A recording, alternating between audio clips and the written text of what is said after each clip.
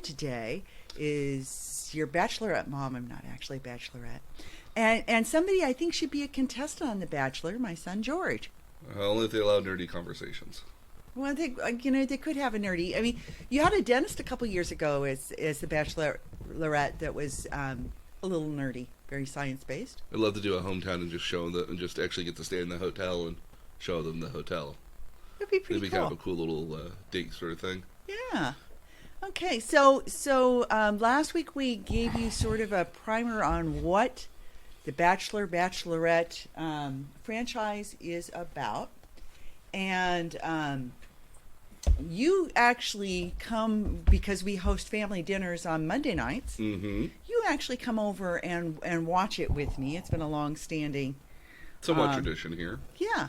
So I thought I'd start today with talking about some of the watching traditions for Bachelorette and Bachelor. We didn't discuss that last week, but there are viewing parties. We saw some of that in one of the episodes here with Peter that he like kind of ambushed some of the viewing parties and just kind of like, hey everybody, what's up? And everyone was like, ah! Yeah, no, it's sort of a tradition with the women or men tell all, and then sometimes with the After Rose, the live performances, that they show some of those. But it's a fairly big tradition for members of Bachelor Nation, and Bachelor Nation is really those contestants and leads that have chosen to stay sort of involved and are in good with the franchise. Yeah, and okay? we listened to a podcast on that. Yep. So members of Bachelor Nation will crash viewing parties, and it's kind of traditional to have viewing parties, mostly women, but sometimes mixed couples, sometimes men. There are broses, and we discussed that last week. Yep, broses. Okay. And a lot of those have a theme where all the food will be rose themed, like vegetables cut into roses and all sorts of things. One of the ones we saw shown on the Women Tell All was one in which all the people attending the party came dressed as flight attendants.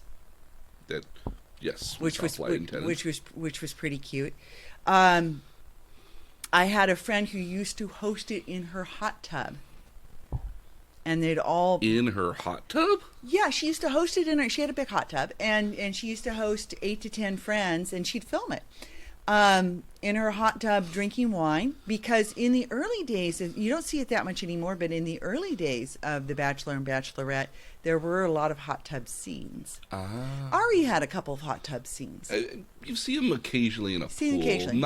I think it's more of a bachelor. I think it's more of a summertime thing, and it's definitely Bachelor in Paradise. But I think we see it more often with the Bachelorette seasons than we do with the Bachelor seasons. Because of the time periods in which they're filmed. Yeah. But you get a lot of hot tubbing. So for a while, my friend Nancy was hosting a party in her oversized hot tub. But the viewing parties can take a bit of a jog, because much like the contestants on the show, there's a lot of drinking involved.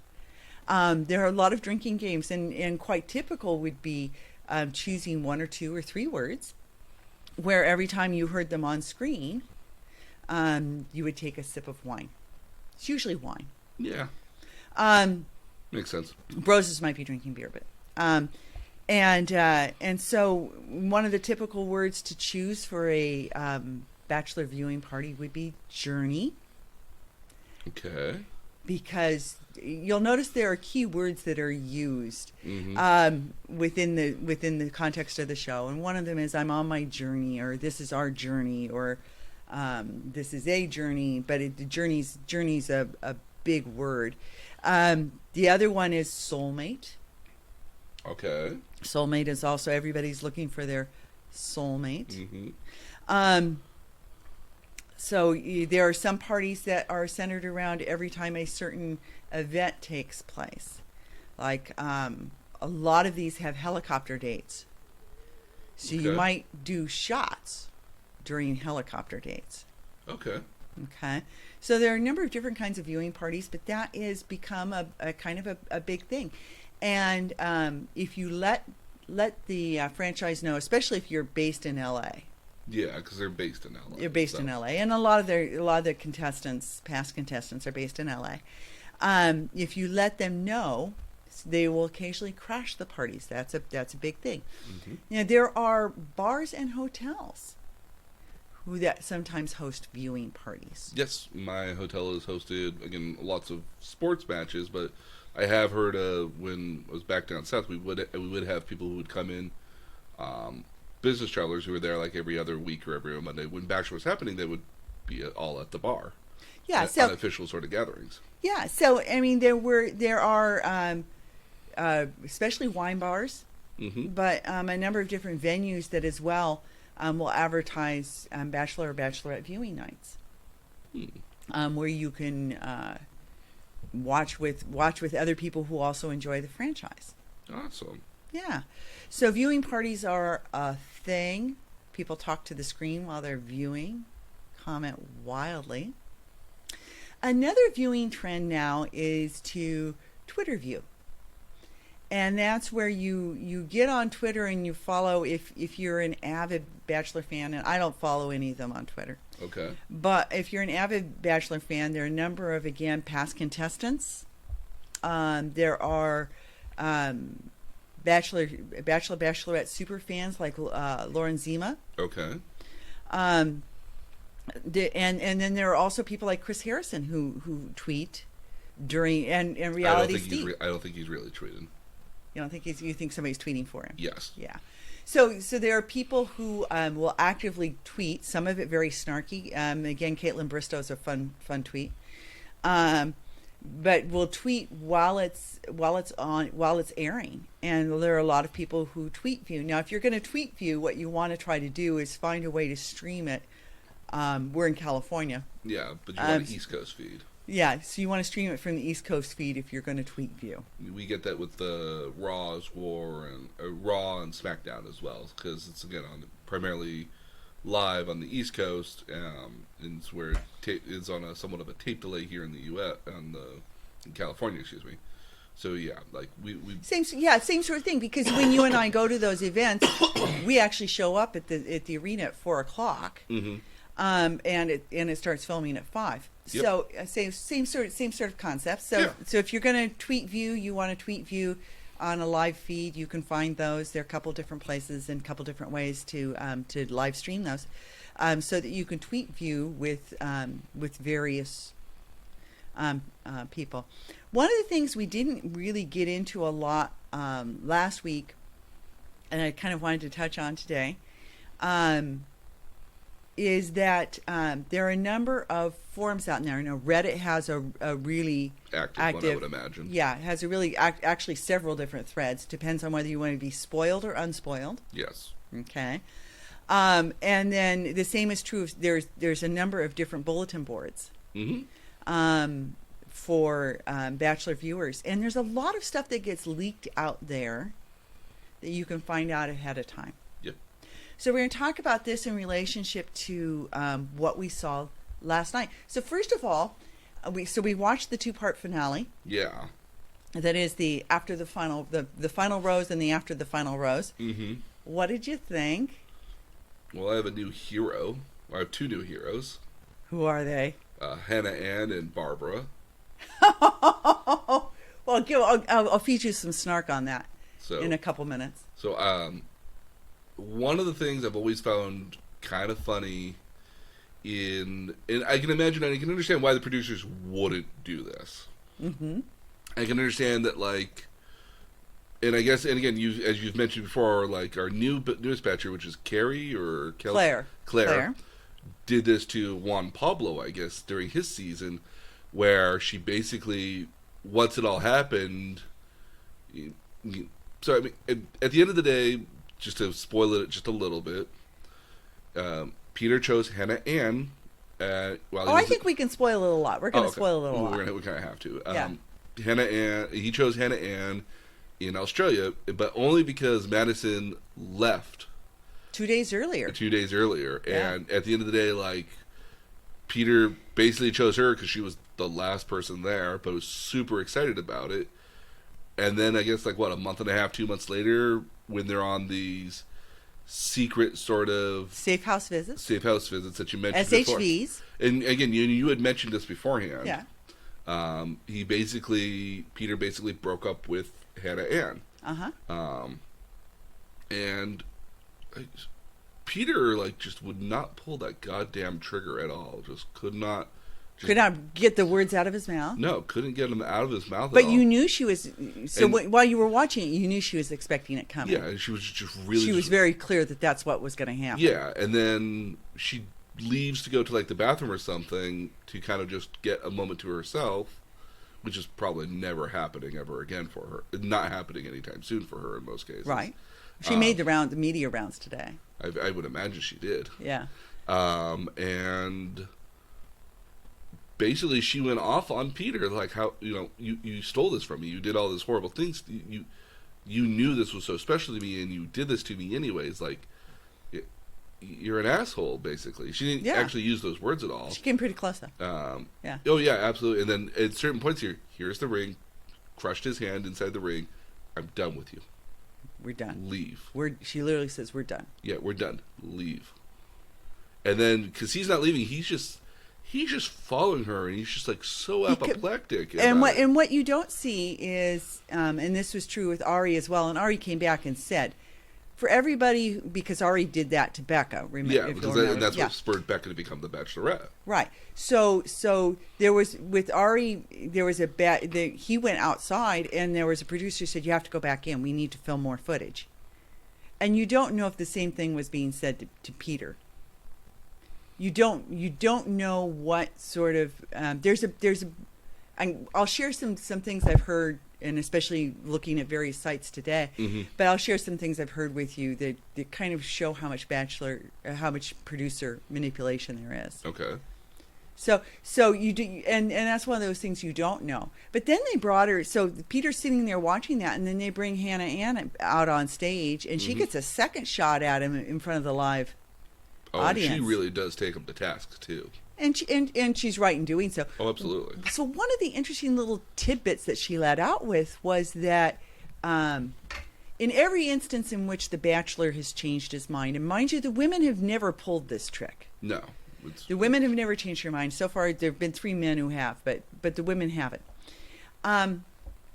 Every single time it's been, I still have feelings for the other person, the other finalist. I haven't been able to let go of that other person. In this one, he also, and she lets us know, when she's live on stage, that he's also said he doesn't have closure with Hannah Brown yet. Even though we see Hannah Brown, who was the previous Bachelorette, and he was the third place finisher for that. Yeah. We see him with Hannah Brown on episodes 1 and 2, and on episode 2, it looks like they do get closure. Yeah. But he actually asks Hannah Ann if he can talk to Hannah Brown to get closure with Hannah Brown as well. It's not just Madison that he's having issues with. Yeah. I love how fiery she was about it, because it was like, yeah, somebody who's up, because again, I mean, like, I can only imagine their point of view, but I was always waiting for somebody to just kind of be like, when they didn't get that final, as an example, when Chris Harrison comes out and is like, well, ladies, it's the final rose, and then Peter obviously gives it to this next person, and he's like, Chelsea or whoever it was, will you accept this final rose? I've always been wanting and waiting for a girl in the background to just be like, that's horseshit. Why are you giving her the goddamn rose? You and me had a thing. I'm waiting for one of them to just freak out like that. Caitlin started to on Chris Solis. She was one of the final 3. Mm-hmm.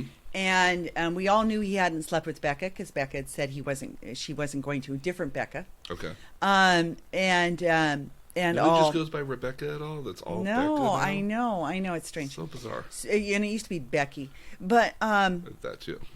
But when Chris Solis walks her out to the car, she says, why? I don't get this. I don't understand. And she starts to go off on him, and then they very quickly put her in the car. But a couple of times people have gone off. on the final one when they weren't chosen. You know, one of my favorites was with Sean Lowe and Leslie. Because what they do is they encourage whoever the contestant is to tell about their love. I love you so much. This journey has meant so much to me, and I see you building a life with you, and I'm looking so forward to it. And they don't stop them until it's gone on for a couple of minutes. And then they say, I love you, or I care very much about you, but my heart is somewhere else, or I have to follow my heart, or it's some sort of I love somebody else more sort of thing. And usually the contestant is so stunned that they're like, oh, and well, I'll walk you out. Yeah. And everything. So a couple of times it hasn't been that. Sean Lowe, Leslie literally took off her heels because apparently they were uncomfortable. Took off her heels and said, no, you don't need to say anything else, and walked herself out. Yeah. With the heels off. And as she took off her heels, the live audience was applauding because was kind of a fine. We're done. Ben Flanick with Ashley. When she started into It's Not You, he said, no, that's enough. I don't think I need to hear any more. If it starts like that, it's going to end badly. And took off. And which is much how he became the Bachelor, because people, again, applauded that moment. Yeah. And that was a big thing. Claire does it famously with Juan Pablo, in which she literally says, you let me go through all that. I wouldn't want you as the father of my children. And I got to see it for myself because they shared it last night. They did. They shared it last night, and Nick as well. Nick had been a finalist in Andy's season. Andy goes over early rather than having him show up at the final rose ceremony, and he goes over to where he's staying early and tells him, and he tells her, "I think you're wrong. I think what you're doing is wrong. I think you're wrong." When he's the runner-up the following season, in Caitlin's season, he says, I thought you and I had an agreement that you would let me go early if it wasn't me. And he famously throws the ring in the car. So his was rather rambunctious as well. But I mean, it isn't very often that you get that. Well, we need to talk about those. We need to talk about one of the other unsung heroes of this. Okay. But to explain that, though, we need to talk about Madison a bit. Okay. And if only just because one of the podcasts I watched was basically about Madison throwing a monkey wrench in, and it's how she was very similar to Luke P in that regard of throwing that monkey wrench in. Which, and I think was also the entire reason why they had everybody in the same house again. Right. Or in this during the Fantasy Suites element. Okay, so which podcast is this? The two former Bachelorettes. The Bachelor Happy Hour. Yes. Uh-huh. And so this is Rachel Lindsay and Becca Kufrin. Yeah, and they had Chris Harrison on there with them. Mm-hmm. Very sanitized version of that at the end of the day. No spoilers. I mean, like, even in that podcast, Chris Harrison says, like, we don't know how this will end. Well, okay, so remember that there's a real difference between sort of the sanctioned kind of Bachelor Nation podcast. Yes, this is clearly was one of them. Almost Famous, Vial Files. There are a number of them. Those are pretty sanitized, and they're not going to bite the hand that feeds them. No. Because that hand gets them. Like Bachelor Happy Hour had Hannah Ann on today. Well, they had Chris Harrison on. Yeah. So you won't get that if you're trying to pull the details out, like the stuff they don't want you to know. Yeah, and especially with Reality Steve, with the Luke P. Those were very different podcasts at the end of the day.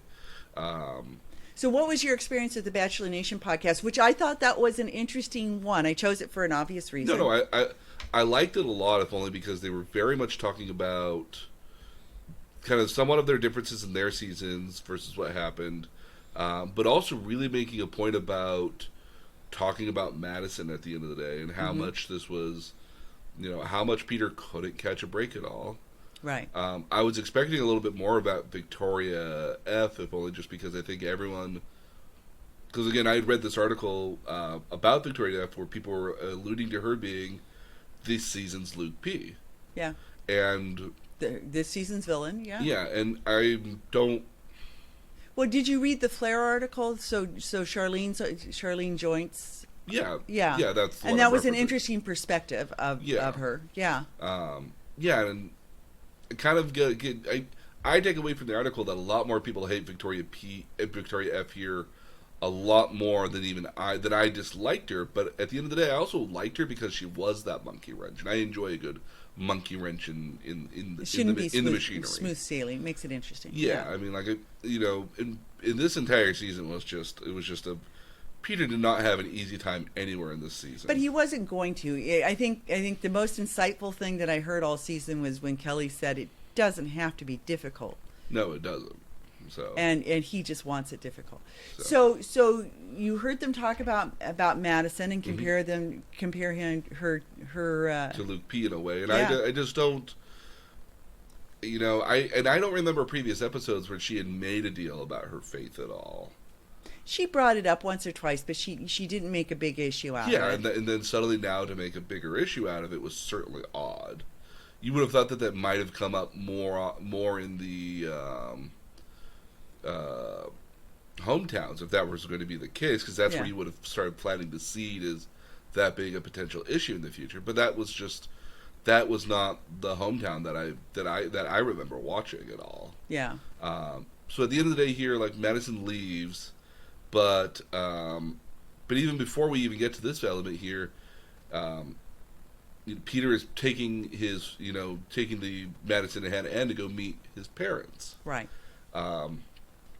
And Barbara, I don't know what happened here, but Barbara has quite an opinion about who it needs to be. Right. And this crying scene that we see throughout the entire season. So in the previews, we keep saying, Barbara, just bring her back, bring her home. It's just like, and we all thought it was like this case where, like, did one of them leave and Luke really wants that one, which we thought might have been Madison at this point here, and like she's like, bring the one you love home. We thought it was like this nice, glorious thing. Yeah. No, she wanted Hannah Ann the entire time. She did not like Madison. And this is when Madison's still there and Hannah Ann's still there. So nobody's left early at this point when she's having her little cry fest. Mm-hmm. And again, when he has the private time with them afterwards, she is just. It's as if her emotions got cranked up to 11, and she was just waterworks and she lives at 11 though, because later on in the episode when he tells his parents who he chose, she's crying. And it's the person she wanted too. Yeah, and she's crying as though like it was not the person that she wanted at the end. But no, she was so animated and so more so than you would think a person would be. So one of the tidbits that came out today during Hannah Ann's when she was interviewing around was that she and Barb were talking once Peter had told his family that they were engaged. She and Barb were FaceTiming once a day. Oh. And so when she broke up with Peter, she said I had to stop that because I couldn't separate myself from Peter without separating myself from her, and it was like I had two breakups. And I thought, gosh, that's really interesting. What mom, and I speak this as a mother with a married son, what mom has any expectation that they're going to speak to their daughter-in-law every day for any period of time? Maybe like once a week? Once a week, maybe every other week, Yeah. I mean, especially if you're trying to get to know these people and... how involved are you going to be? I don't want to be that involved in somebody else's life. I'm going to make a claim here that Peter lives at home. Peter does live at home. And on a certain sense, that does kind of make sense, because if you're a pilot, yeah. Like... You're away. You're away for probably like 3 or 4, maybe 5 days out of the week, like... Renting an apartment or renting a house may not be the most... Doesn't make sense, Doesn't make a lot of sense, yeah. So, living at home clearly makes sense. I bet you he's not living at home right now. No, well, not anymore. but we got to kind of tempt that here a little bit. Yeah. So Peter ends up leaving Hannah Ann in this kind of violent. She's very much does not want anything to do with them. That much is clear. And then Chris Harrison goes all the way to Auburn to go meet with Madison. So how much behind the scenes dirt do you want? All of it. Okay. So here's the rumor, and I heard some of this before. Okay. But was able to pick up more of it on some Reddit and some other sites today in getting ready for this. Okay. And even Reality Steve alluded to some of it today. Okay. Okay. So the breakup happens, depending on who you believe. The franchise wants you to believe that the breakup happens right before Super Bowl weekend, during Super Bowl week. It's the last week of January. Okay. And I'm willing to believe that that's when it happens. Okay. And all. There were rumors out there for several months, actually, that he was having a relationship with his producer, Julia La Placa. And you'll find that if you search for Peter Julie, you'll find it. So there were rumors out there that he that they were hooking up. Is probably the best term I've heard. So then there was and I think everybody sort of put both Hannah Ann and Peter together right before New Year's Eve in Vegas. Okay. And then he was in New York as part of the ABC's New Year's Day celebration on New Year's Eve. And then they didn't see each other for a month. That's alluded to, actually openly said. Okay. In the breakup scene, that they didn't see each other for a month. Okay. Which is not necessarily typical. Usually they see each other every 2 to 3 weeks. Okay. During the time that they're waiting to air, because they want to keep the couple together and happy. Yeah. Yeah. So they hadn't seen each other for a month when the breakup occurs. There were rumors floating around that at Super Bowl he was acting like a single guy, that he was flirting, he was hitting women up. There were things posted, actually even during the Super Bowl, about the fact that he was single. Then there were rumors of people who said they hooked up with him and slept with him during early February. And one of the rumors even included Kelly Flanagan. Okay, and I'd seen in early February something about he and Kelly Flanagan were seen together, or somebody said this is the Kelly from the season, right? This is Kelly from the season. And so when she didn't show up at the Women Tell All, that was your thought process. Yeah, my thought was, well, they couldn't have her at the Women Tell All because she might leak that she knows information, that she slept with Peter, that she whatever, or it could have been that she. Because my problem with a lot of this knowledge here is that if you want to throw people off the scent, this is kind of what you would do at the end of the day too. Yeah, you would. Know, yeah, you would throw people off the scent by acting like a single guy or any number of different things. Yeah. Or you might go out with your producer or might make it look like you're out with other women throw people off the step. And production actually posted pictures or had people who were Bachelor Nation people post pictures of Peter with Julie. Oh. So the production was feeding it too. Chris Harrison posted a picture that included her. So production was feeding it as well because it feeds interest in the final episode. Absolutely. And the rumors were out there. And even in the final episode, they kept making allusions to, we don't know how this ends. We don't know how this ends. And there are obviously publications that get information directly from production, from the franchise. And so when they print something, it's kind of sanctioned. And some of those publications were the people printing the Julie La Placa rumors. Okay, so where there were all these rumors floating around about Peter's behavior, and then mid February, Chris Harrison flies out. Now, not all the rumors are fed by Bachelor Nation. Some of those rumors are on Reddit, which they can't control, and are talking about him behaving single, him hooking up with people. And if you wanted to bring that back under control, you'd force a reunion. Yeah, okay. Okay. So if he's told Hannah Ann, and it's filmed in the breakup, that part of the reason why he's breaking up with her is because he still has feelings for Madison, then if you stage the reunion, he has to kind of go along with it, or else he looks like an asshole. Right? Yeah, because then it's been let out that everybody... Yeah, I broke up with you because of her, but I'm not willing to get back with her now. Get back with her. So that doesn't look good. So one of the thoughts is that production sort of forced the reunion by flying Chris out and then arranging for the two of them to meet up, because my understanding is that he had not reached out to Madison prior to that happening. Now, contradicting that is the fact that one of his closest friends is somebody that Madison met on the first one-on-one date, which was his parents' vow renewal. Okay. And that was an episode 2 date. And that she met this woman, and that she attended this woman's baby shower on February 1st, which would have put her in LA on February 1st. Okay. And this woman, being a close friend of Peter's, probably would have known the outcome. Ah, okay. So when Chris Harrison's there and she asks what happened and says she doesn't even know what happened, that's probably not true.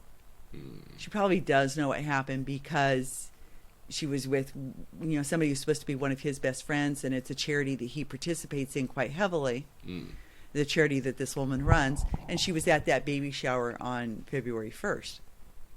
So does everything line up? I don't know. In terms of production always saying that they didn't know what the outcome was going to be, there are lots of people, theories out there today that you saw people post that was why Kelly Flanagan was in the audience. Because if Madison was going to reject Peter on stage, then much like Hannah Brown asking Tyler Cameron if they could go out for a drink, he could have asked Kelly. And that's why Kelly was there. Because if you'll recall, the first thing we saw was in the live opening, before we even saw any footage air, was we did see Kelly in the audience. Kelly, and he said, and then he made a point of saying Kelly was in the audience, and it's important. And he says Kelly Flanagan's here, and that's important. So why is that important? You never saw her again for the entire episode. Yeah. But I think if things had failed with Madison, Kelly Flanagan was probably the backup. So at this point here, going into the show, it wasn't a done deal that Peter and Madison were even going to get together at all, because again because the episode alludes to them having a meeting and a talk at one point, and then having spoken by phone, but it says that they haven't seen each other, they haven't gotten back together in person. Yeah. And also so the intent was that if Madison said no, that Kelly would have come down and potentially said yes. Would have said, yeah, we can date. Yeah. And that's what Kelly kind of wanted at the end of the day anyway. Yeah. So she wasn't ready to, she would have said no to her proposal too. Yeah, but she's totally into dating because she's a smart person. She's a smart person. Yeah, because she's reasonable and rational. Yeah. So some of the other things that came out today, and a couple of these I'd heard before as well, is do you recall after the fantasy suite dates, Madison doesn't show up at first? Yeah, for the rose takes ceremony. a while. She takes quite a while to come. That was not by her choice. That was production apparently driving her around in circles and not letting her come. Okay, because it makes it seem like she was... Because and they did it this episode too, where like apparently Hannah Ann, it took a while for Hannah Ann to get there, and then production's like, we don't know if Hannah Ann's coming or not, and he's like, what? So glad you brought that up, because if you watch Bachelor Happy Hour, and I think the full episode comes out on Friday, but there were clips of it today available. And this is again the podcast with Rachel Lindsay and Becca Kufrin. Okay. Yeah. So if you watch it, and it's very interesting because of course the same thing happened with Becca and Ari. Okay. Where she was broken up, engaged, and then broken up too. Yeah. So so they come from it's very interesting to watch some of the body language as they're talking. But in that, Rachel and Becca ask her about, well, you had questions and you weren't going to show up. And she kind of brushes it off and says, well, I wasn't sure that I was going to be proposed to, and I was uncomfortable because he didn't really give me any assurances the night before. And so I just didn't know. But she never actually says, so I thought about not coming. She never actually says, I reconsidered. yeah, she never says that. So you wonder if it wasn't the same sort of thing where production made her be late so that they could have, so This they could moment. so they could stress Peter out because they didn't have two ceremonies. Because typically you have the first person show up and be rejected, and then the second person come. Oh. So to stretch it out, Okay. and so that's kind of what might have happened is the same sort of production delay rather than Rather than intentional. yeah, and being somebody who wants to be part of Bachelor Nation, she's not going to rat it out. No. I think for Hannah Ann's best possible future is to be a part of Bachelor Nation for the most Yeah, part. I think she's probably hoping for a shot at Dances with the Stars, which for Melissa, who was the person that Jason Mesnick proposed to and then rejected, got to be on Dancing with the Stars. Becca or Hannah Brown got to be on Dances with the Stars. Mm-hmm. So certain cast members, Nick Viall, certain cast members have gotten to participate in that show, which has a pretty good dollar ticket to it. I want to say it's like $30,000 an episode. Yeah, that's not a For bad ticket. for each week you get to stay on. So if Hannah Ann wants to play, Yeah, then she has to toe the line. So she was Yeah. making all the appearances and saying all the right things today. And one of them was she kind of skirted her way around whether or not, she didn't actually say whether or not she was considering not going. Yeah. And- Even though the episode kind of alludes to that. Well, no, the episode actually says it. Oh, The episode, they actually tell Peter, when Chris Harrison pulls Peter aside, he says, well, I just got some news. Hannah Ann might not be coming. She might not be coming. She's reconsidering. And then, you see him laying on a bed. I just can't take this today. And da-da-da-da-da-da. And then, and you see Julie LaBlanca in that in that shot. in that shot. Oh, okay. And then Chris says, "Oh, she's going to be here." And so anticlimactic. it is. It is. And what was interesting about that particular proposal, it was the least romantic proposal I've ever seen, because he was like hedging it the whole time. And she was actually, when she realizes it actually is her, because she's thinking as It's she's not hearing her. this that it's not her. When she realizes it actually is her, she's giddy with delight. Yeah, But- it seems like she's genuinely surprised. She's genuinely surprised because he hedged it with, as you know, my heart has been torn. Madison went home 2 days ago, but he didn't tell her that until the actual proposal. He had all the previous day to tell her that. Yeah. And he didn't tell her that until the actual proposal. And she said, one of the comments she made today was, had she known the day before when he was having such a hard time committing to her, where she said, I've given you everything, you're not giving me anything back. And he said, well, my heart is still torn. If he had told her that Madison had already left and she knew his heart was still torn, she says she would have reacted differently. Yeah, and I can almost completely understand that. It's like, no one likes to be the winner because you were the last person competing. Yeah. Because it doesn't feel like you actually won at the end of the day. You won by, disqualification, or you won by, you won without actually having to compete. Well, and so one of the other things that came up today on various sites was in the actual sit down last night with Peter, Mm-hmm. after they aired the breakup footage, Chris Harrison, before Hannah Ann comes out, Chris Harrison asked Peter, so you broke up with her because you still have feelings for Madison? And he says, well, it's one of the reasons. He never talks about what those other reasons were. Yeah. And Hannah Ann was very careful not to today, too. Oh, okay. She said the last month was very difficult and that she should have seen the red flags when he asked for closure with Hannah Brown. Hmm. But that, she should have really realized that at that point, because that to her was a red flag. Why should she feel comfortable with that? So it was interesting to watch her talk around things, around some of it. But what was clear in a lot of the things I've heard, and some of it was confirmed today, was how much production played a role in this. And one of the things that apparently caused Barb. So if we talk about Barb for a minute, a little bit more, yeah. Yeah, one of the things that caused Barb to be such a major role, to have such a major role in this, is that she supposedly went off on production about a month ago when Peter had broken up with Hannah Ann. She, by this time, had been talking to Hannah Ann for 2 months almost every day, Mm-hmm. And had developed this really, what she thought was a very close and personal relationship.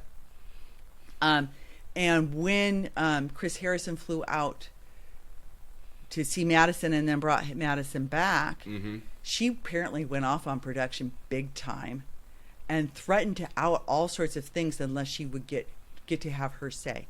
Now I didn't hear Let out what? whatever production was Playing with and cooking with at the end of the day?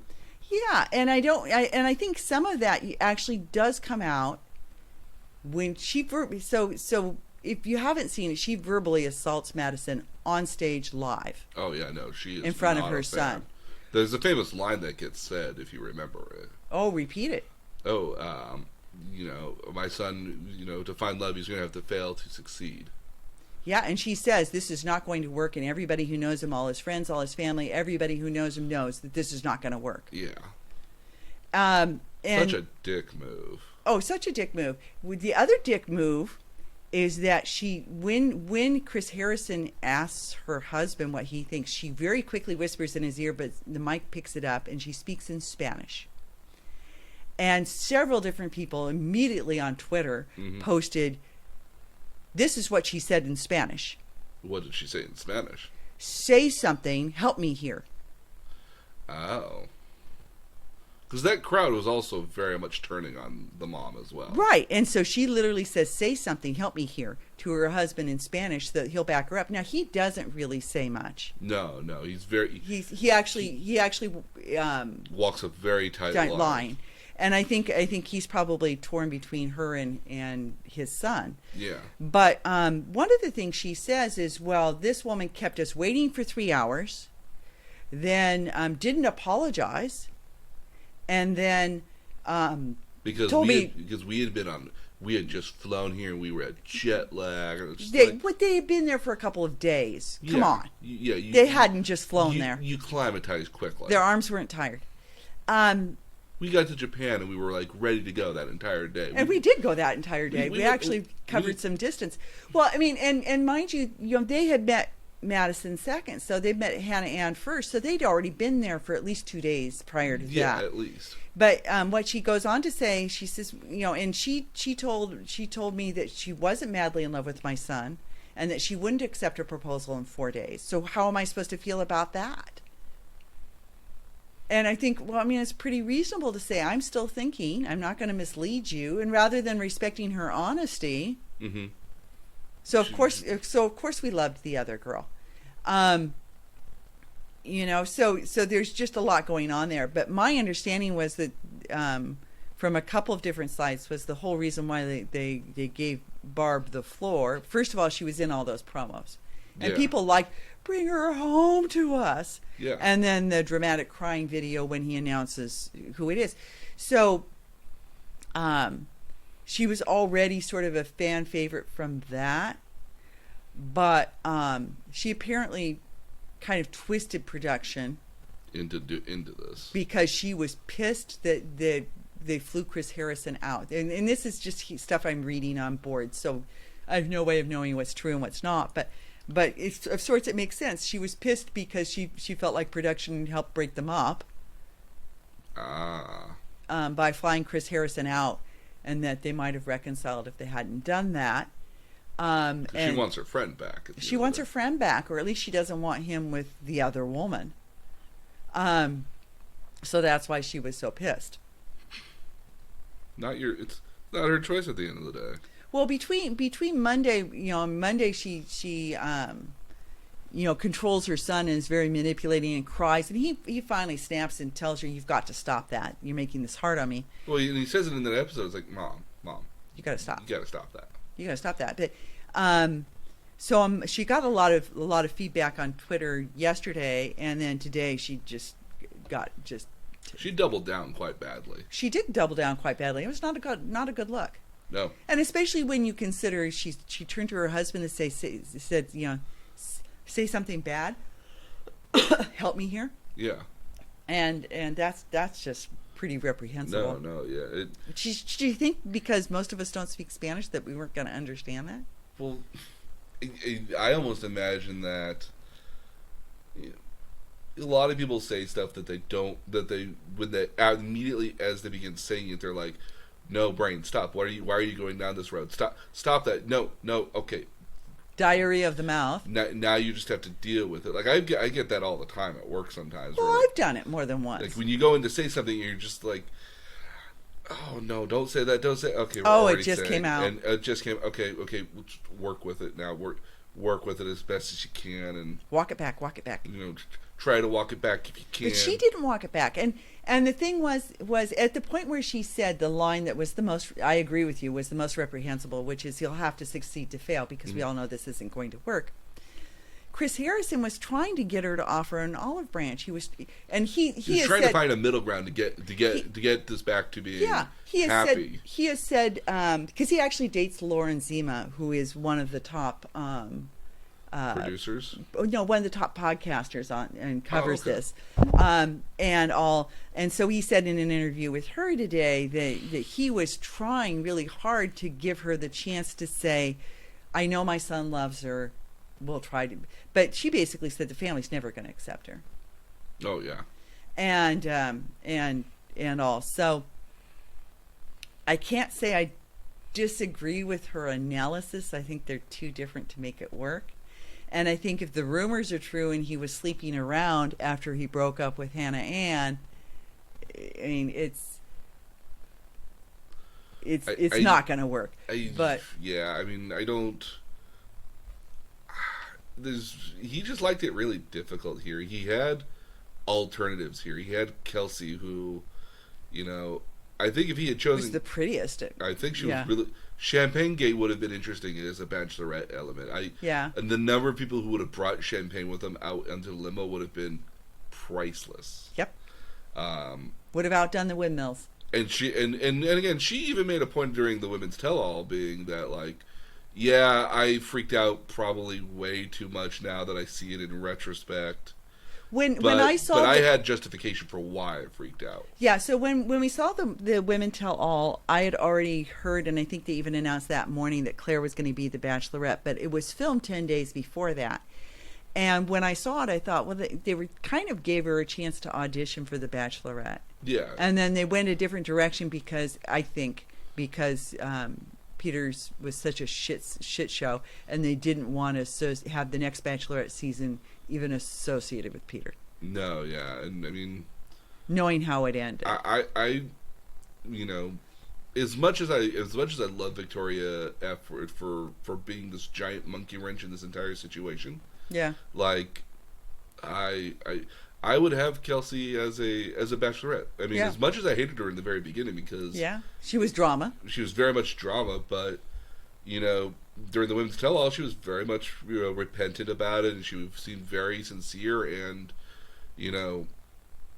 again, the producers and the way they're gonna shoot stuff and the way they're gonna organize the stuff made her seem like a villain in the beginning, and eventually later on, I was just like, okay, she's not crazy. She's not crazy. So let's handicap this for a second. Okay. Before we move on. This is kind of moving on. So this season's ended, It was a total shit show. Probably my least favorite season ever, actually. Really? Yeah, that was just real crap. You'd have to go back to like Travis Stork, who obviously wasn't in love with anybody, but got himself a career out of being Doctor on Call. Got himself a television show out of it. Wow. So he got what he came for. Yeah. But I'm going to see how well you can handicap. So Bachelor in Paradise will feature 6, 7, 8 of these women. Okay. And then it'll feature, because total there's probably 14, 15 total women on Bachelor in Paradise by the time you've filtered through people coming and going. Yeah. Through certain people, So, yeah. and some of them will be from past seasons. So if you were to pick 6, 7, 8 women from this season who would be on Bachelor in Paradise, who are your picks? Well, I would have said Hannah Ann at a certain point, but I just don't think she wants anything to do. I think she probably sees herself as above it. It- Although Hannah Godwin didn't and came out quite well from it. I think that Hannah Ann, from my perspective right now, really does feel kind of jaded over this. Oh, she's participating in Bachelor Nation. I think she's in. I could see her with a podcast. I could see her. Well, I see her doing other stuff at the end of the day. I think right now, especially, like, this has not been.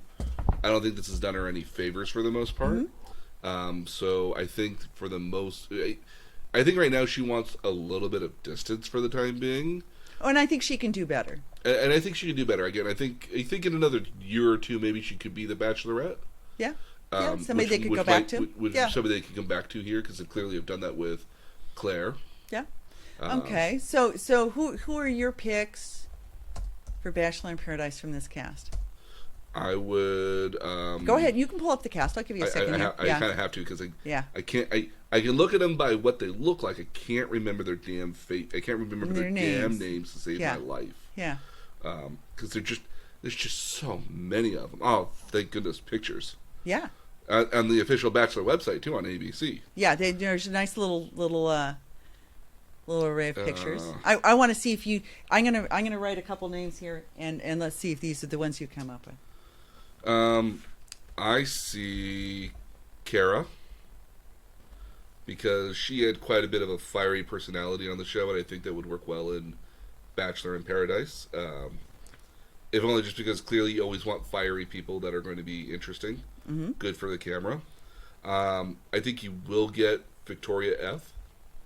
If only just because she was a bit of a train wreck during the entire time. I don't know has she been really active on Bachelor Nation at all, or? No, she's been laying low. She's been laying real low, but I agree with you. Lacey laid low too, and she came back on Bachelor in Paradise. Yeah, years ago. I think a number of people might want to try to get Kelly on there, but I think Kelly might be a little too smart. I don't think she'll do it. McKenna. Okay, that's on my list. Or yeah, Makea, she's going to be on there. She absolutely. She's got the face that looks like she's beyond. She's a deadlock. Yeah, yeah. I would pick her in a heartbeat to be on Bachelor in Paradise. Who else? Tammy.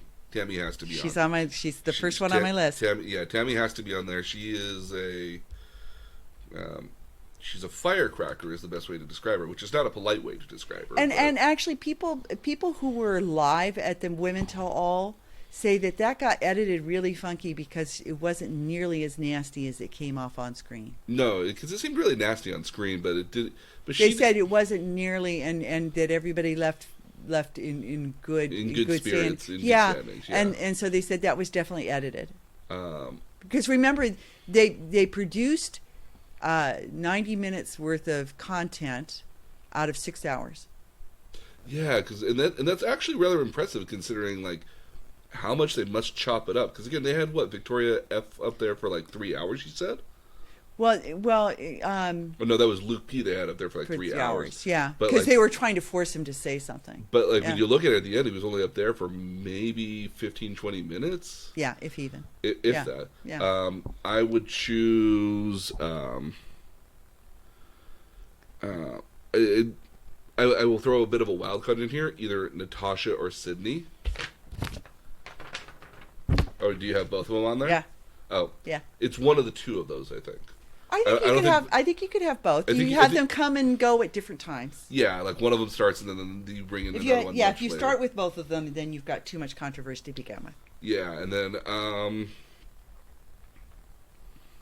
I think Kelsey will be on there, but I think Kelsey will be on there too. I think Kelsey will be on there at the end of the day, and she'll make a point of joking about the champagne. Yeah. Cyan. Oh, which one is that one? Or something with an S there. No, I don't see her on there. You don't see her on there? No, if she is, it'll be. I think it'll be interesting, but I don't think. I just don't remember her being enough of an interest for her to be on there at all. Because I don't remember her being on a one-on-one date with Peter at all. I don't know that she was either. I thought she was an interesting contestant. I think a lot of the time, especially for Bachelor in Paradise, you want somebody that's either been really interesting or at least gone on one of the one-on-one dates to get enough time to get them. Okay, so while we're predicting, who do you think from last season's cast might come back? Because Bachelor in Paradise does that. There are people that come back year after year. Bibliana's been on several times. Oh, my boy Jordan's going to come back. I'd love to see Jordan back. Except he got in a fist fight, so I don't know. Yeah, I think if he comes back this time, I mean, yeah, and the way he went out last time was just... I would like to see him back, if only just because because I just enjoy Jordan to begin with, because he's very much... I agree. I think he's very much aware now. It's like, yeah, I'm kind of the bad guy, but everyone loves me as a bad guy. Yeah, so last time he got in a fist fight, so it'd be interesting to see if that stopped him from coming back, but I agree with you. Peter will be there. Peter. This Peter? Yes. Oh wow, that'd be interesting. I'm not saying as a contestant on there. Oh, as a visiting. That's true, because even Becca came back and visited when Colton was on. Mm-hmm. I think on Bachelor in Paradise. I think that Peter will visit. And maybe visit with Madison if that happens. But if he visits without her, then it's very clearly that Madison, isn't going to be on there. And I don't. Okay, we'll handicap that next. Okay, so what do you think about like Tayshia making or John Paul? I could see John Paul coming back. Yeah, I can see John Paul coming back. I'm trying to remember past contents here. Mike, I think could come back. Be nice to have Mike back. I like Mike Johnson. Yeah, Mike Johnson. Your token black guy.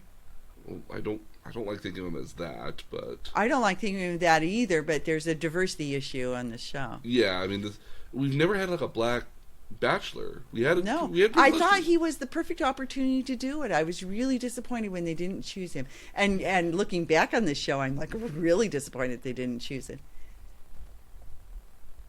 I'm trying to pull up the Bachelorette season here. Because most of the bachelors will come from Claire's season. And here's an interesting tidbit on Claire's season. We still don't even know who is going to be the contestants. We do. Well, we do know now? It was released on their Facebook page. There's 32 guys. They'll take 30 of them. The average age is 28. She's 39. Yeah. She'll turn 39.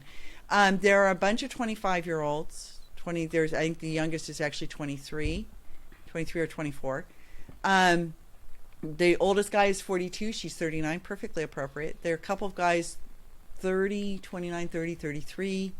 But it's not... yeah, I'm seeing it right now on the Cosmopolitan website. They're giving a little bit of... a flavor of it? Yeah, they're giving a little bit of profiles. I got everybody these one-shots here. Oh, wow. This redhead's getting... There's a redhead in here named Ellis.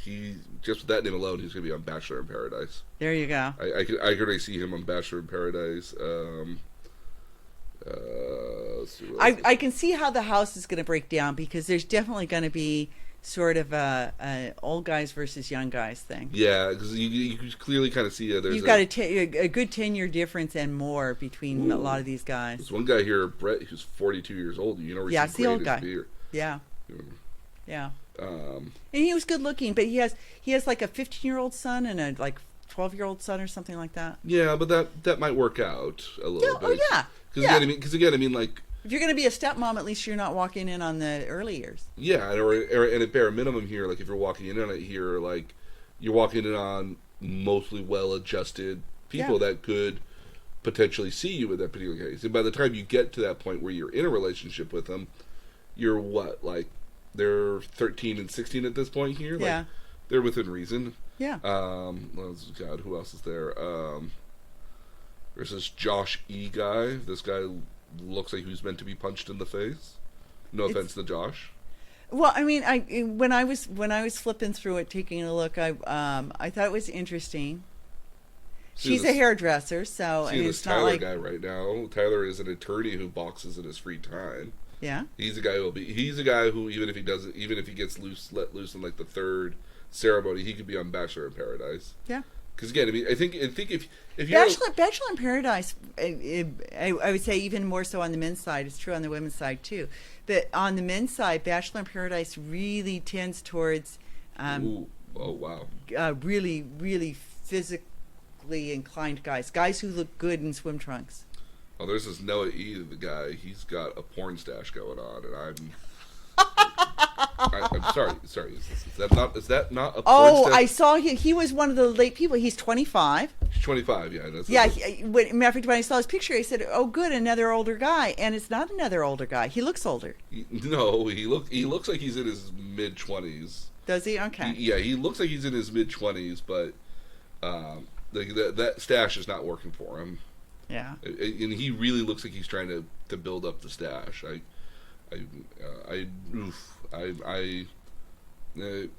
see him as a contestant, though. I see him by the fourth rows. Okay, so they start filming this tomorrow night. Oh, okay. That's why you're getting this released. Okay, so it starts filming. Oh my goodness! Here's your next Bachelor right here, Mike T. Okay, so what is Mike T? More details TBD. Oh, more. Well, at least he's 38. He's Canadian, but they haven't told you anything about him because they don't know anything about him. No, he does. No, I guess. So here's what I understand. So in the past, the average age for women has been 26, and the average age for men has been 28. Yeah, that seems like a good diversity. And the cast tend to be young specifically because you need to be in an age of your life where you can take off from a job. I can't take off from my job for 3 weeks, 4 weeks at a shot. I barely think I could do it in my job. But even in my case right now, it's only just because my job's somewhat fluid. Yeah, so you need to be in a position where you don't have a lot of financial obligations. You probably don't own a home or any of those things that require mortgage payments. And you have a job that you could easily replace if you lose. You don't have necessarily a career.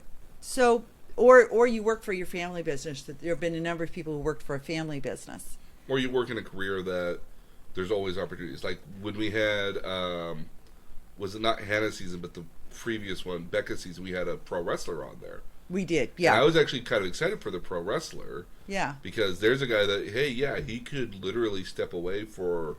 Ali's season had a pro wrestler as well. Oh, cool. Yeah. Yeah.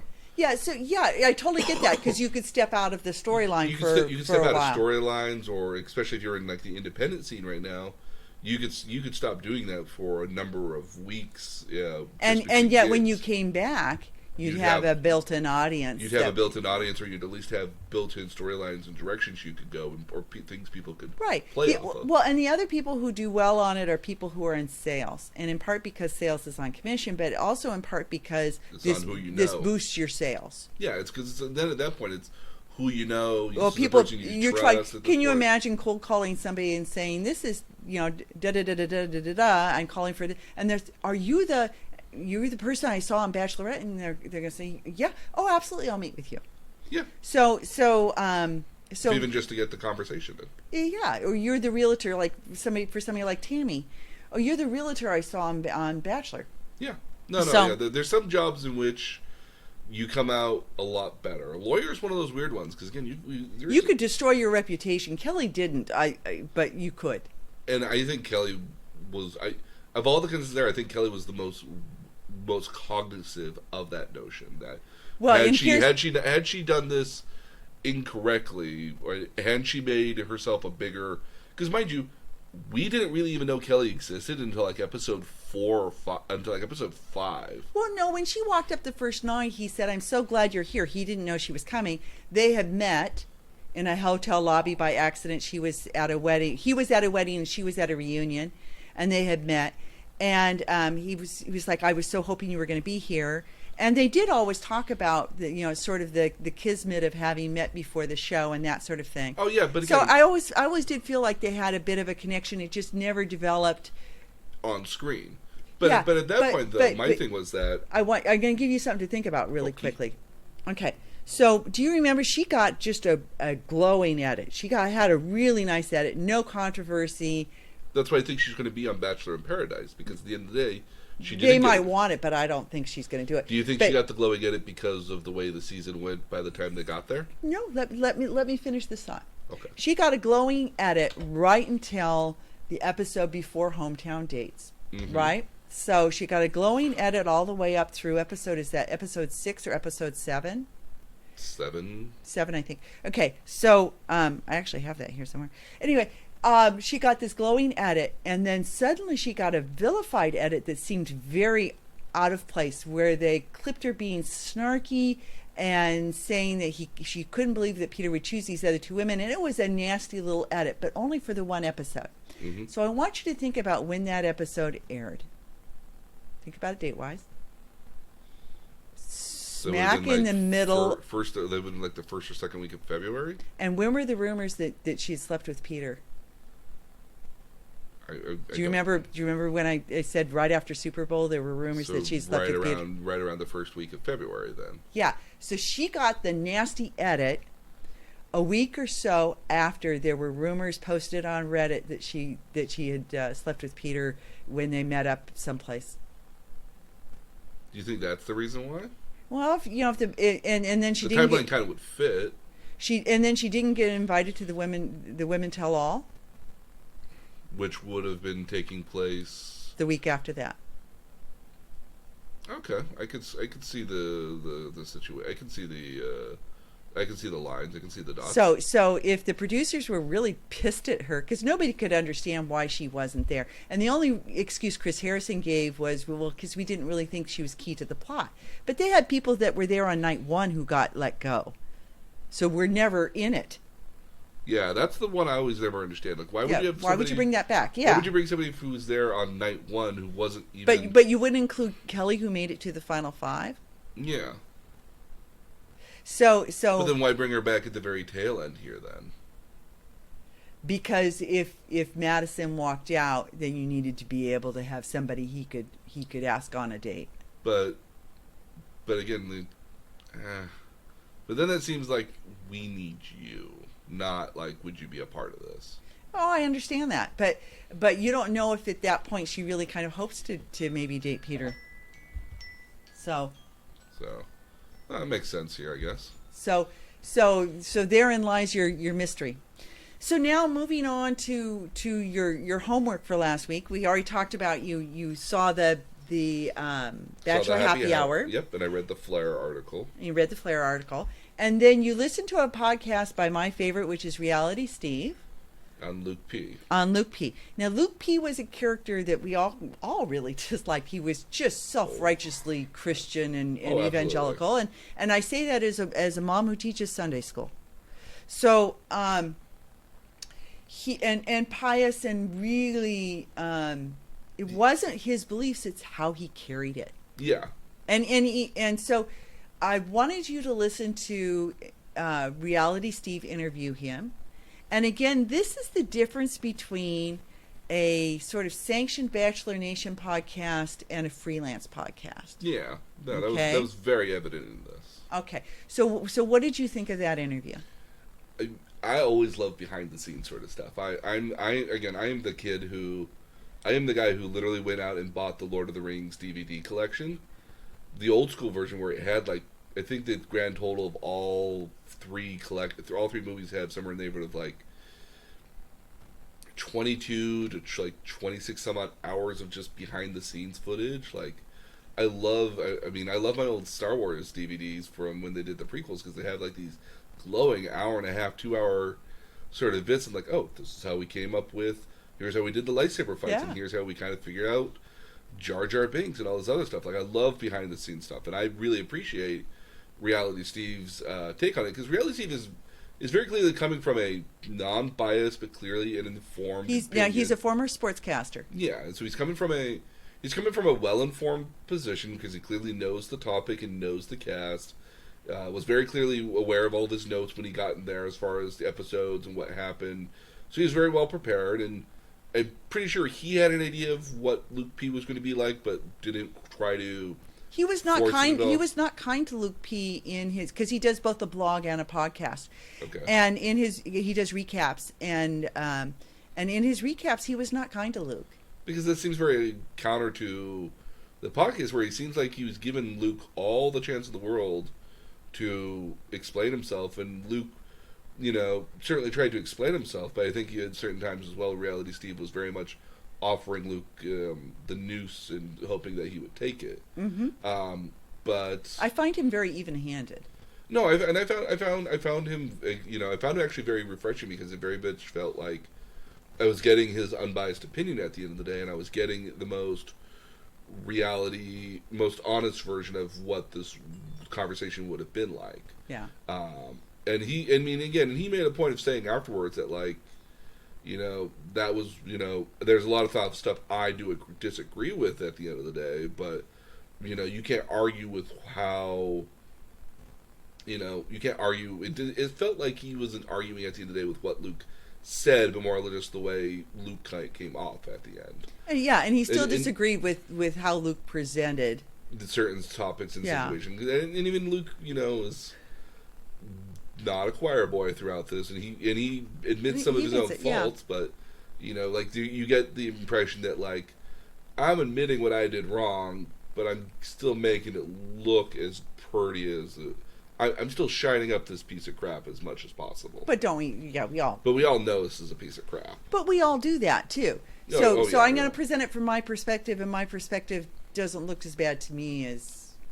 But I think one of the interesting things was he talks about what's referred to as frankenbiting. Yeah, and that was very clear in this. That there was Yeah. a number of instances where, during the hometown, where she basically let him go at that point, or no, the fantasy suites, where apparently the way it seemed is like that it had been chopped up dramatically by comparison, which kind of does ring true because when you look at his face, he looks just like, wait, what?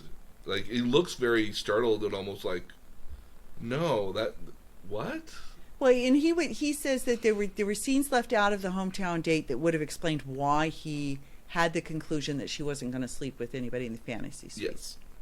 And there's lots of stuff on the internet about his belief, and his friends that were present said that Hannah said, "Oh, she's not going to use the fantasy suite dates for sex. She was going to use them to get to know people better." Yeah, and that's when you had said that people tend to do that at the end of the day. Yeah, that some do, and also that's why he had the belief. That's why he didn't think there was anything wrong with him promoting that subject, because he thought he had already understood. Because again, he explains throughout the entire thing, he had some sort of connection with her that was a lot more Well, deeper. he got the first impression rose. Mm-hmm.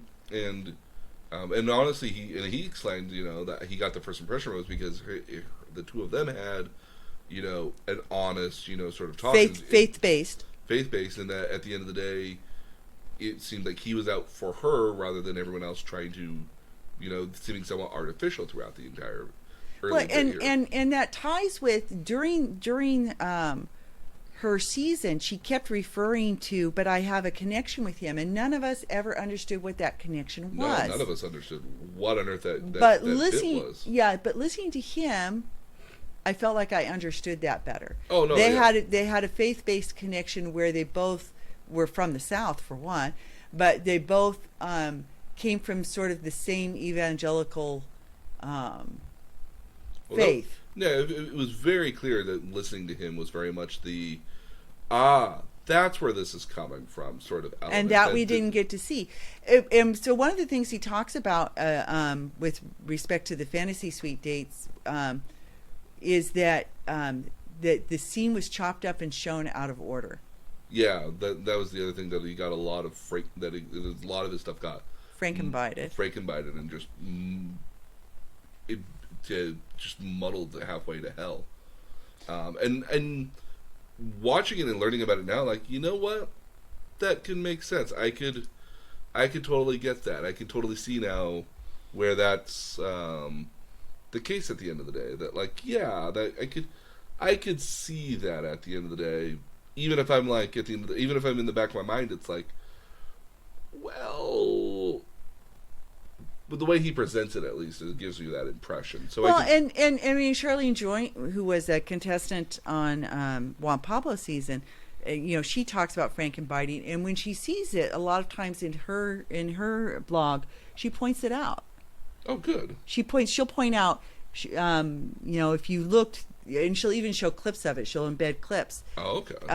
Even better. Yeah, she'll say, see, you're not seeing them speak. You're only seeing the side of their face. They're only seeing the back of their head. You're seeing them nod, but you don't know what they're nodding in regards to.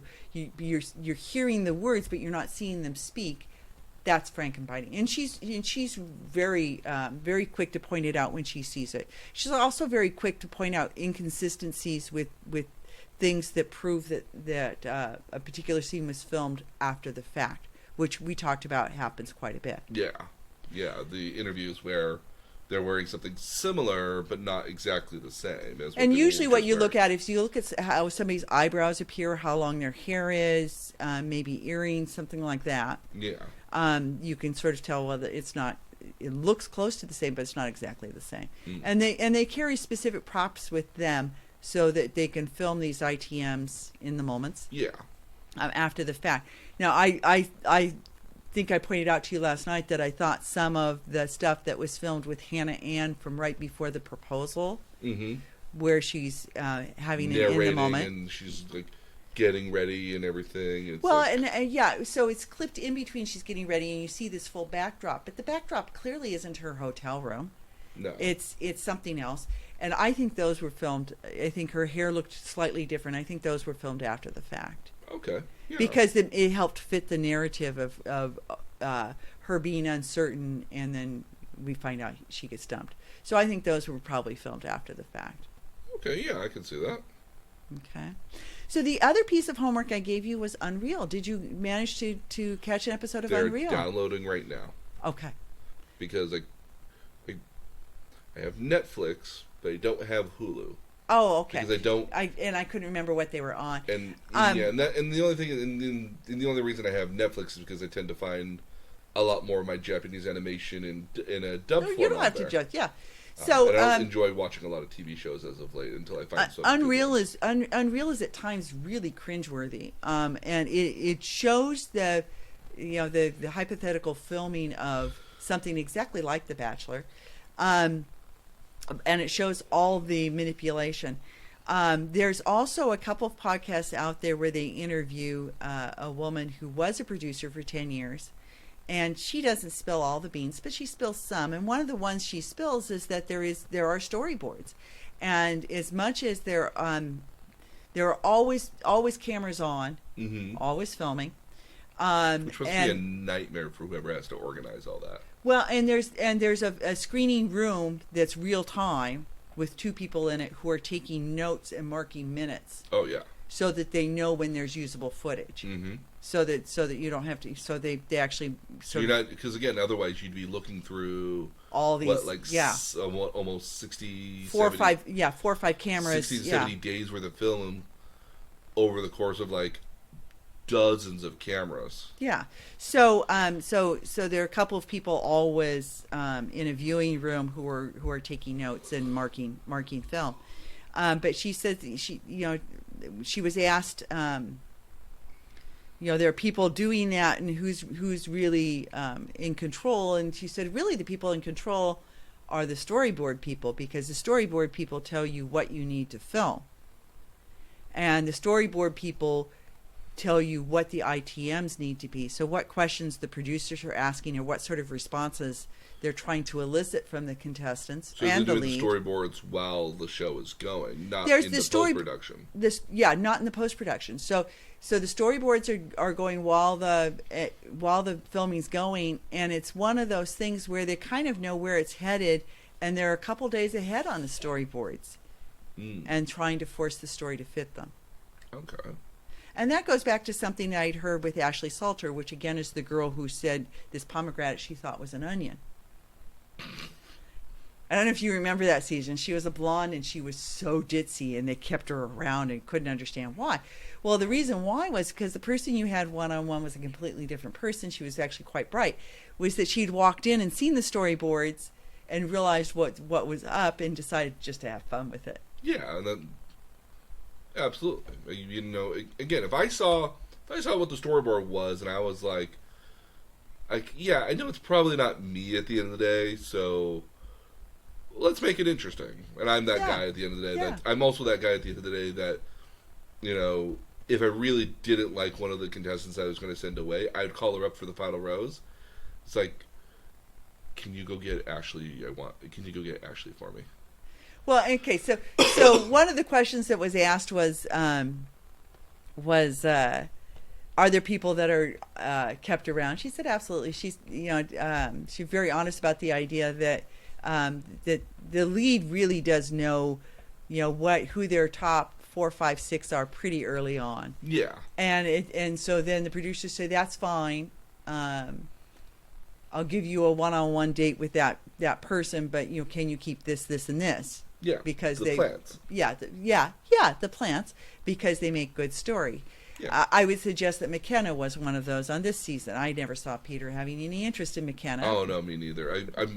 I thought Victoria F for a long time was a plant as well, because she was just. It was so difficult with her the entire time. Yeah, but he was always really. Always smitten with her in some way, like that was a sexual thing. I think he was. She exudes a certain sensuality, and I think he was really attracted to that. Okay. So I think that's what that was about. I could see that. Like a physical chemistry. Okay. Yeah. Yeah, and there's always going to be some of that. Oh, I would be surprised if most of it isn't that initially. If you talk to past contestants, like Ali Fedotowsky said she knew on night one. And the person she knew on night one did end up being the person she ended up with. But she said, when you're first going through this, you're going to go for whoever you're physically attracted to, and you're going to pick the couple guys you're really physically attracted to, and then work it from there. Oh, absolutely. So, she said the initial things are all sort of based on that. Well, because you don't have the time of day to get to most of Well, and people. she said there's no way you're going to get to know really who anybody is in 10 minutes. No, there's no. Which totally puts to waste the idea of speed dating. Well, I mean, it's all about the impression you leave. Yeah, it is all about the impression you leave. Yeah. So in this week's show notes, what I'm going to give you are, again, a number of different source sites. Cool. To look at information. And a couple of snarky things. So I'm going to give you a couple of parodies. There have been various people who have parodied. I love me a good parody. Yeah. So you're going to get some SNL and Yes. Yeah, some good parody, including a insurance commercial, which you may have seen. So, and my point in doing this is that this particular genre, which has been copied a couple of different ways. There's something called Temptation Island, an absolute piece of crap, which I've also watched with much interest, and it's worse because there've been threesomes on that show. We've had Beauty and the Geek. You had Beauty and the Geek. Oh. You had Who Wants to Marry a Millionaire. You have 60 Day or 90 Day Fiancé. Yeah. I've seen that one. Yeah. Or heard of that one. Yeah. So along with the Bachelor franchise, you have a bunch of people who have done various takeoffs of this. Yeah. Because it's been successful. And my point is that it's really become a part of our culture. So much so that you would even produce a commercial that parodied it to sell insurance. Well, I think at the end of the day here, like, if you're going to put that... When does that commercial come on? It probably only comes on during the Bachelor or Bachelorette. I've seen it at various times, but that'll be part of your show notes. Is just my attempt to show you how very Brazen some of these can be. well, how very much a part of our culture this has become. Oh, I mean, one of the interesting things today is if you went on CNN, mm-hmm. on that CNN dashboard, there was an article for who Peter chose. Yeah, unfortunately. Yeah, so it was in Cosmopolitan, it was in Entertainment Tonight, but it was also in the New York Times. Okay. Everybody, if you went and looked, if you scanned news today for Peter Weber, Mm-hmm. you would have seen that it was published in just about everything from People magazine, where you expect to see it, Yes. to the Washington Post. Okay. Everybody had an article. Most of them slamming Barb, which go Barb. Again, well, But- I have my own idea for a version of Bachelor. Well, they're talking about having a Bachelor Senior and having Barb co-host it, but Oh, no, I got it better. It's even better. yeah, and you realize that Madison was on the date where she had her renewal vows, and she'll always be in those pictures. Just karma. But it is a part of our culture, and it had its high viewing audience in 6 years last night. Really? Yeah, but they hyped it. Remember, they had all the They things. kept hyping it, I know. They kept quite a hyping bit. it, and you get lots of previews of it, and there is and there's so much source material for it, Mm-hmm. in support of it in different ways. There've got to be 24 podcasts. I would assume at minimum, probably. Yeah, so it's interesting to see exactly how much it has become part of our culture. But I think at the point where you have a commercial that parodies it, it really is embedded. Yeah, I can see that. Okay. I would recommend anybody, even with just even if you think this is all just a giant garbage fire at the end of the day, to just watch one season. It's if you had asked me like a couple years ago, like, oh, do you want to watch The Bachelor? I would have been like, no, I'm a dude. I'm not going to watch this. That's But crazy. but on the flip side, you're tremendously accurate at sort of guessing who he's into and where it's going on both genders. Yes. Yeah. There's a certain element, I think, where if you read enough of the tea leaves, you can kind of see where things are going. But then also at the same time that like you can kind of see who's getting a lot of, and again, it goes back to your storyboards. What's getting a lot of play here? Which individuals are getting a lot of play? And you can kind of make your accurate guesses who's staying and who's not staying, based off of that. In a lot of cases, like who's gotten screen time, who's not gotten screen time, and also like in a lot of cases, like who's been talking a big game. It's like, Well, what I think is sad is that you used to almost always have a happy ending, even if it only lasted for a couple of months. Yeah. But you had somebody being cast aside, and you had somebody being proposed to, and you had the happy couple on the after the final rose. And we haven't had that now for 5 or 6 seasons. They've gotten more and more bizarre with the endings, and I hope that stops, because at some point it just becomes a mockery if it isn't about actually finding your soulmate on your journey. Well, the part of the problem there is that you can probably correlate that with the cast that's been on the show. As they get, yeah. Is that the cast has gotten a lot younger. There are not as many professionals in there in a lot of cases. Again, I mean, and this is not to say that some of these contestants aren't lawyers, and who's to say that the sales manager or something is not a valid career at the end of the day. But there's a lot of models, and there's a lot of people with Personal trainers. These I still love the guy that was a cologne expert. A clonosaur. God, like. Yeah.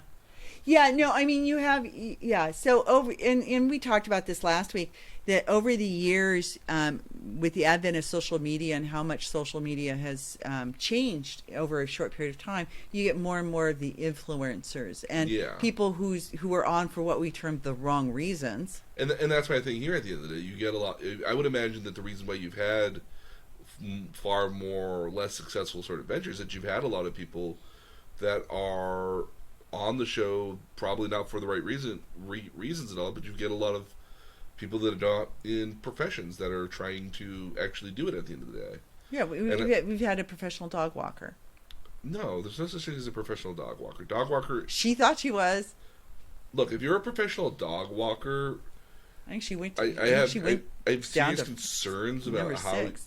like I don't know how that could be a business unless you're in like the Beverly Hills. Yeah, no. So I mean, it's interesting, and the cast members have changed over the years, and not in a good way. And you see that in again the age of the cast too. Yeah, and again, I mean, I it seems like think it's in the getting past it younger was and a little, younger. yeah, it's getting younger and younger. I think almost if you skewed it toward like having more of an average age of like the women in like they're in their 28s and 27s or Yeah. 29s, and you could certainly have the men in their early 30s, Yeah. with some professions here, like.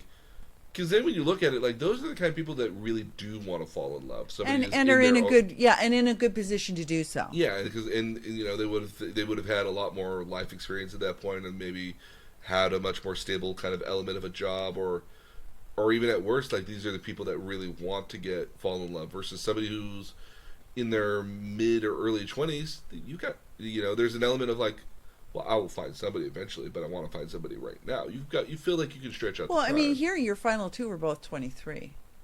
Yeah, then I think, and I'm not saying that you can't get married at 23 or. Well, I mean, I would say last night you had two 23-year-olds who struck me as very mature, and Yeah. handled it well. Because Madison, after all that diatribe from Barb, was still very pleasant with her at the end of the day. she said, "I love Peter. I love and respect Peter, and therefore I love and respect his family. And I'm not going to say anything bad about them." Yeah, Barb doesn't agree with that, but No, but I think Madison took the high road, and for a 23-year-old, I find that very mature. So, but I mean, it saddens me that neither one of those women are in a position really to get married yet. no, You're hoping for a long engagement, I would like the Bachelor. Maybe at the end of the day, maybe it's not you getting married at the end of the day, but you get to start this long-term relationship. And people have argued for that for a long time. I'm okay with not getting proposed to, but let's start this relationship. Well, Chris Or let's Harrison continue. answered a question about that today, and he said, well, they're never told they have to. Of course, it's what we'd like, but they're never told they have to. And I don't think that's true. Bring I on think a jeweler. you bring on a jeweler. I think it goes beyond The that. impression I think is you kind of have to do that. every single one of like Juan Pablo got a horrible edit. I mean, they not only drove the bus over him, they backed it up 3 or 4 times. He got a horrible edit, and he got a horrible edit, I think, because he wouldn't propose, because he refused. And so I think most of the leads, understanding how edits can go, having been through the process as a contestant, Oh yeah. and understanding how that game gets played, are probably pretty careful to deliver what production wants, because they don't want that bad edit. Yeah. So I think that happens, and I think the likelihood of somebody not proposing. Colton didn't propose, but he would have if Cassie had been willing. And he jumped the fence, and he was worth good money just for that. So, but I think had Peter not proposed, especially how unhappy viewers were with his season because he was so indecisive and viewed as being wishy-washy. Which do you think fans will give a better result to, Peter's season or Colton's season? Oh gosh, that's a really good question. I think Colton's season, because at least you felt like he dismissed he had other options when Cassie left. Mm-hmm. Tasha was still there, and Hannah Goodwin was still there. So he had other options when Cassie left. And he said, no, I'm in love with her. She's left, but I'm going after her. Okay. And he let the other two go. And I think last night when he proposed to Hannah Ann, did you believe a word he was saying in terms of she's my person? I've actually never really believed him whenever he says it. He's been so flighty about all these different things, and the minute something bad might potentially happen, he's like a wilting flower. It's like, oh, swooning it almost. Yeah. And I'm just like, Yeah. And especially as we got toward the very end here, like I felt more like he was going through the motions because this is how he thought it was supposed to go. Yeah, people were excited that Peter was going to be the Bachelor. I think a lot of people were looking forward to a really good season. He's got a With Colton, people weren't excited. Well, I think because when he left the season On the top of a windmill. Well, Peter left on the top of a windmill. Yeah. But I mean, like, you know, Peter seemed like, oh, it's this dashing pilot. You know, they gave him a nice edit during Hannah G's season. Yeah. As for Colton, I don't know if he got, you know, like during Becca's season. Yeah. During Becca's season, he got sort of a I'm a virgin edit that wasn't real favorable. Tia was still interested in him, and asked Becca of sorts to let him go. Yeah. And because Tia had met him earlier, so there were a number of things like that kind of intervened, and he got I think a decent edit, but not an outstanding edit. People weren't excited for him, but I would say if you were to choose between the two seasons, they liked his better. Pilot Pete was widely panned by everybody. Oh, absolutely. Yeah, I'm trying to think who else will be on the. It will be on Bachelor in Paradise here. Oh, they got all these giant mugshots. Couldn't you just get? Oh, you're looking at Claire's guys? No, I'm looking at Hannah G's guys here. I'm trying to remind myself because it's been a year since I've had to see a lot of. I don't think Tyler needs to. He's got a professional modeling career, so I don't see him doing it. Could you bring Jed back since he's not dating anybody? Maybe. No, I think you use him for the song season that they're doing of Bachelor. Oh, they're doing that right now. Yeah, I mean, that starts next week, apparently. That starts. Yeah, that's already filmed, though. Yeah, but I think you have him in that because that's more interesting. Yeah, okay, yeah, and that's more up his thing. That plays more to his strengths at the end of the day. Yeah. And you can say, oh, yeah, well, here... It'd be kind of interesting if you had... See, I can see a version of The Bachelor where... You know, when they start traveling after like the third, after the third. Although they have announced with Claire's season, they're not going to do any international travel because of coronavirus. Well, I'd be a little bit more surprised they travel at all at this point. They'll travel within the United States, but it'll be interesting to see where. Ooh, well, let's go to Hawaii. You know, you can get a ticket to Hawaii for $200 today. I know. It's pretty sad. Well, you can get a lot of things really cheap right now, except for toilet paper and sanitary, sanitary wipes. So, okay, all right. So we will be posting our show notes as always. Thank you for joining the Nerd Tutorial Podcast. You can catch us on Facebook and Twitter. Yep. And show notes will be posted, and you'll get some links to some interesting support information for The Bachelor and Bachelorette. We'll have a new topic next week as well. Okay. And we haven't decided on it yet, but I have ideas. I have a couple of ideas as well. We'll have to talk about it here afterwards. Yeah. Excellent. Okay. So thank you for joining us, and that's all for now. I'm your Rosie Mom. And I'm your nerdy tutor. Thank you. See you again next time. Bye.